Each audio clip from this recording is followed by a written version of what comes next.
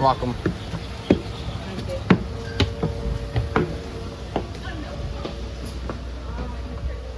If she's getting on, I was gonna say if she got on, then it would be that section for her. Oh, all right.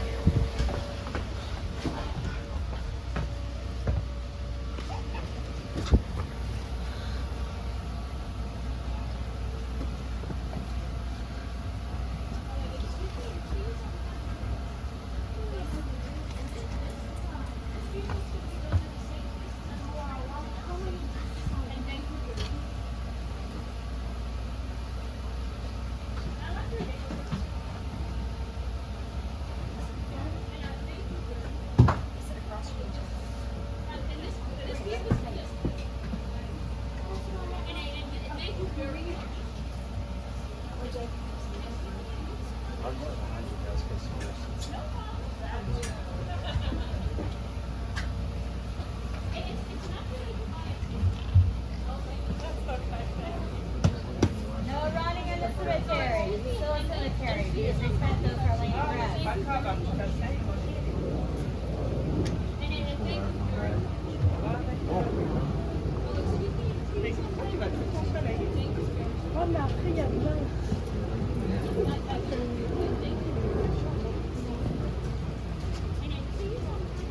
Luggage on the chairs out there. You know, on the wheelchair. Okay, let me see how many seats are available. Thank you very much.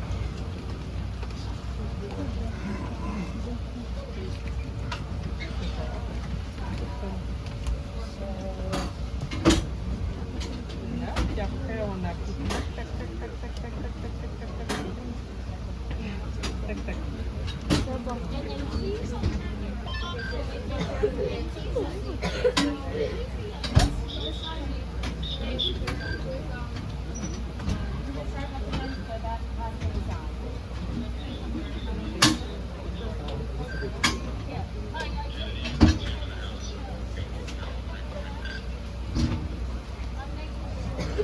How many seats we have?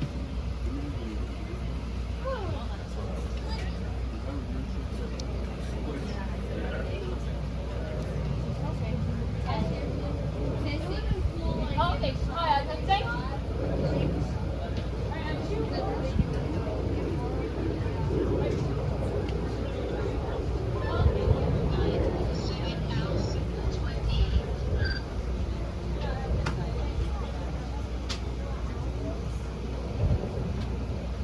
Probably do.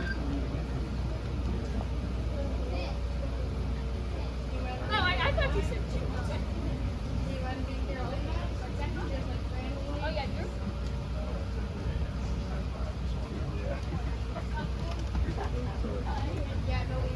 I don't even think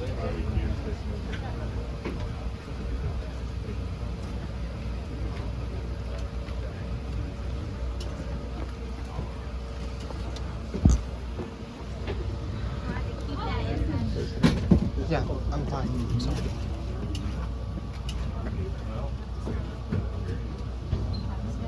One right here, one back there, two over there.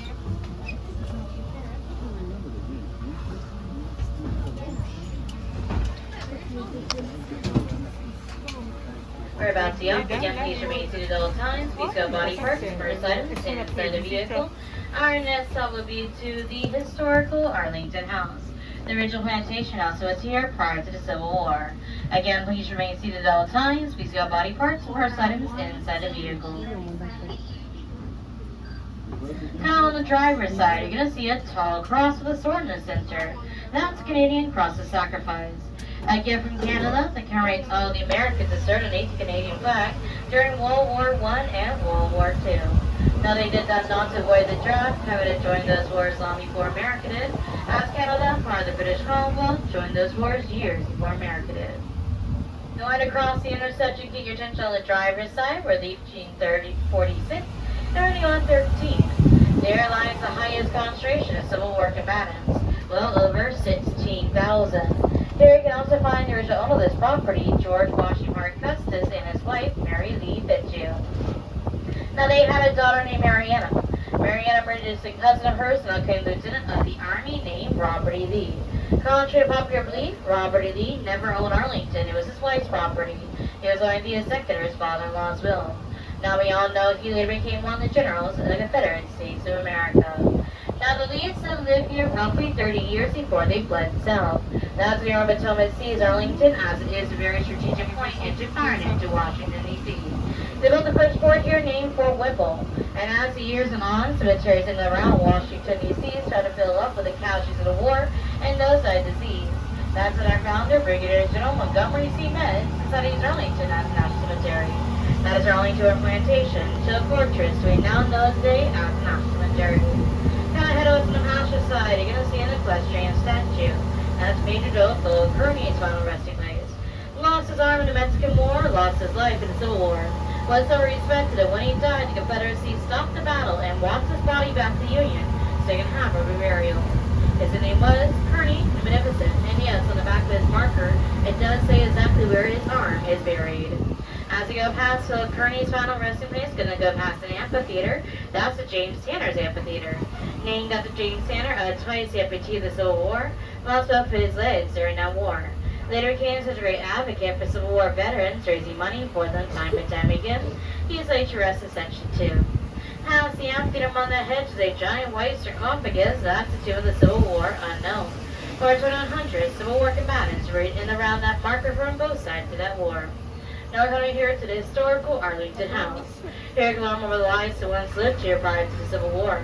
It also paid tribute to Pierre Charles Laffont, the original architect of Washington, D.C., as he is laid to rest in front of that house inside the Capitol he helped build. That view is the best view of Washington, D.C., thus why George Washington Park Justice built his home here. Museums, gift shops, and restaurants are up here, so please take care of an vehicle.